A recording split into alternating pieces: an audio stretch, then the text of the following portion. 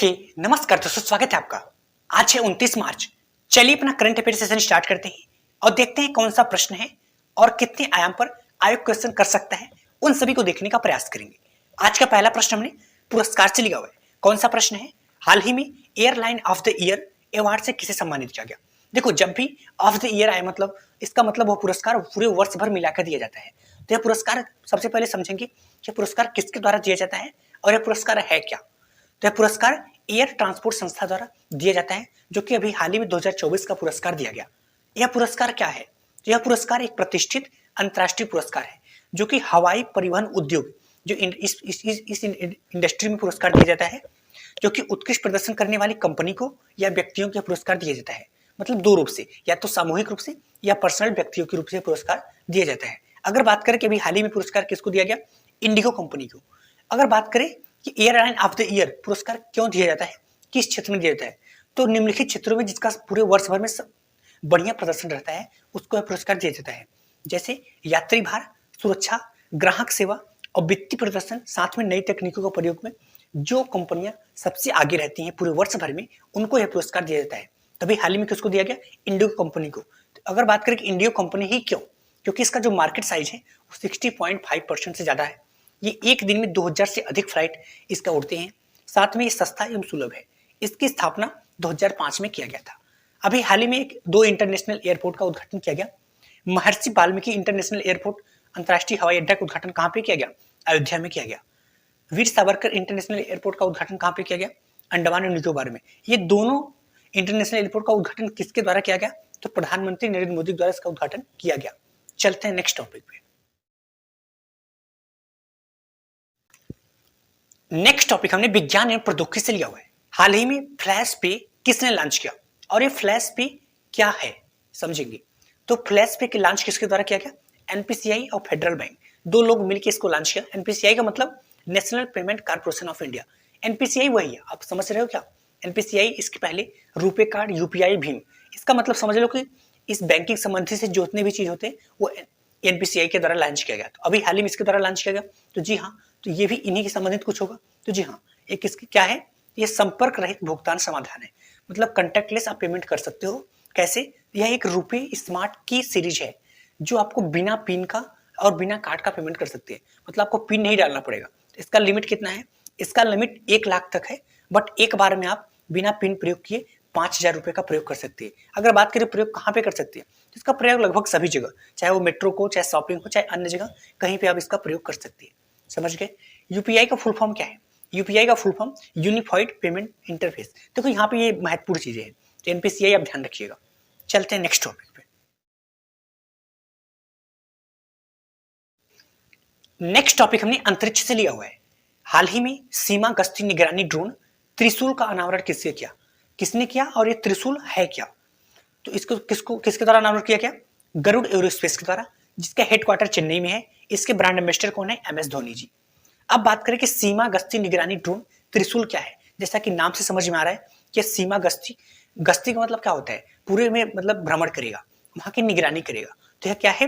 यह सीमा गश्ती निगरानी ड्रोन है, जो कि ड्रोन भारतीय सेना में शामिल किया जाएगा और सुरक्षा बल को मजबूत किया जाएगा। अगर बात करें कि जो त्रिशूल है, इसकी क्या विशेषता है?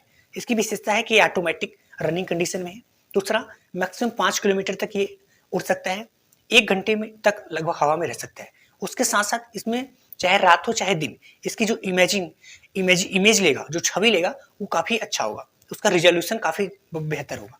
आपको पता होगा, मैंने कुछ दिन पहले कराया था कि एयर डिफेंस सिस्टम अत्यधिक कम दूरी का एक लॉन्च किया गया था। उसका नाम क्या था? असुरोध। अगर वही ज्यादा दूरी की बात करें तो समर लॉन्च किया गया था, जिसका फुल फॉर्म है surface to air missile assured retaliation. ये भी एयर डिफेंस सिस्टम है। अभी हाल ही में मिशन दिव्यास्त्र लॉन्च किया गया, जो अग्नि 5 MIRV तकनीक से सम्मिलित है। इसका मतलब है कि एक बार में एक से अधिक टारगेट को ये सेट कर सकता है। चलते हैं नेक्स्ट टॉपिक पे। नेक्स्ट टॉपिक हमने पुरस्कार से लिया हुआ है। हाल ही में एबल पुरस्कार से किसे सम्मानित किया गया और ये एबल पुरस्कार क्या है? यह पुरस्कार किसके द्वारा दिया जाता है? तो एबल पुरस्कार जो है ना, एक गणित में दिया जाने वाला एक प्रतिष्ठित और अंतर्राष्ट्रीय पुरस्कार है। अभी तक यह पुरस्कार किसी भी भारतीय को नहीं दिया गया है। तो 2024 वाला पुरस्कार किसको दिया गया? मिशेल तालाग्रैंड को, जो कि फ्रांस में है। जब यह गणित का पुरस्कार है तो जाहिर सी बात है ये जो वैज्ञानिक गणित से संबंधित होगी। तो जी हाँ, इन्होंने अभी हाल ही में बहुपद गतिशीलता, पॉलिनोमियल, समरूपता और प्रतिद्वंद सिद्धांत का उन्होंने योगदान दिया है। इसी के लिए इनको पुरस्कार दिया गया है। यह पुरस्कार किसके द्वारा दिया जाता है? तो यह पुरस्कार नॉर्वे में स्थित Norwegian academy of science and letters द्वारा पुरस्कार दिया जाता है। मिशेल तालाग्रेन का एक नारा है, गणित आपको पंख देती है। ये बहुत प्रसिद्ध है। अभी हाल ही में प्रित्जकर पुरस्कार, जो कि वास्तुकला का पुरस्कार है, एक किसे दिया गया? रिकेन यामामोटा का, जो कि जापान की है। अभी हाल ही मिस वर्ल्ड का खिताब किसको दिया गया? क्रिस्टीना पिस्जुकोवा को, जो कि चेक रिपब्लिक के हैं। चलते हैं नेक्स्ट टॉपिक। नेक्स्ट टॉपिक हमने बीबीसी से लिखा हुआ है, पृथ्वी के सबसे दूरस्थ बिंदु तक पहुंचने वाले पहले व्यक्ति कौन है? ये क्वेश्चन जब मैं तैयार कर रहा था तो मैं भी एक बार सोचने पे मजबूर हो गया कि पृथ्वी पे ऐसा भी कोई पॉइंट है क्या जहां पे अभी पर्सन नहीं पहुंचे हुए। तो जी हाँ, समझ में आया कि सही बात है, पृथ्वी के सबसे दूरस्थ बिंदु तक पहुंचने वाले पहले व्यक्ति। देखो, पृथ्वी पर अभी तक का जो सबसे ज्ञात बिंदु है, जो सबसे दूर बिंदु है, उसका नाम है नीमो पॉइंट। वहां पे अभी तक कोई व्यक्ति नहीं गया था। क्यों नहीं गया था, इन सबको भी देखेंगे। तो अभी पहली बार कौन पहुंचा है वहां पे? क्रिस ब्राउन जी। इसकी खोज कनाडाई भूगोलवेत्ता द्वारा 1992 में किया गया था। ये कहां पर है? तो यह नीमो बिंदु दक्षिणी प्रशांत महासागर में स्थित है, जो कि न्यूजीलैंड के बगल में है।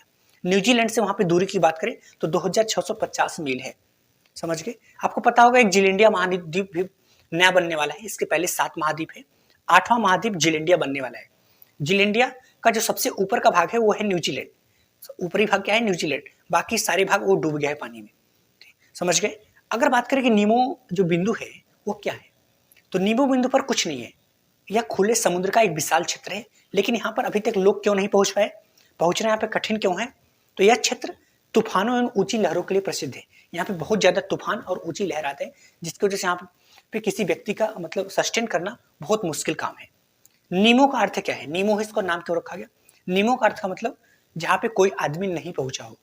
ठीक है, चलते नेक्स्ट। नेक्स्ट टॉपिक हमने राजनीति से लिया हुआ है। हाल ही में पुर्तगाल के नए प्रधानमंत्री किसे नामित किया गया, और भी जितने देश जहां पे अभी हाल ही में प्रधानमंत्री या राष्ट्रपति चुने गए उनको भी देखेंगे। तो पुर्तगाल के नए प्रधानमंत्री कौन बने? लुइस मोंटेग्रो।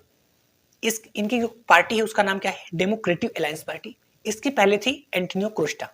इन्होंने भ्रष्टाचार के लिए इस्तीफा दे दिया था। पुर्तगाल एक यूरोपीय देश है। अभी हाल ही में पाकिस्तान में इलेक्शन हुआ, जहां के नए प्रधानमंत्री शहबाज शरीफ, जो कि दूसरी बार बने। रूस के राष्ट्रपति का चुनाव हुआ, जो कि 5वीं बार व्लादिमीर पुतिन राष्ट्रपति बने।